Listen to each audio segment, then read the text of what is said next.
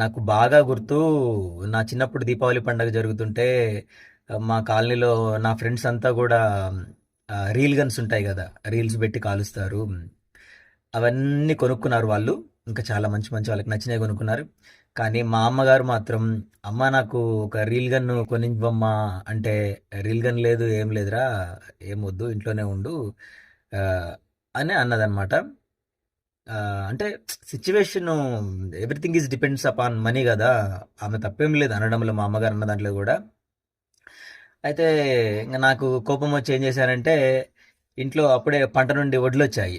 ఆ వడ్లు ఒక కేజీనో 2 కేజీలో తీసుకెళ్ళి పక్కనే కాంతమ్మ కిరాణా కొట్లో ఆ వడ్లు అమ్మేసి నేను రీల్ గన్ కొనుక్కున్నాను. అది నాకు చాలా హ్యాపీ అనిపించింది.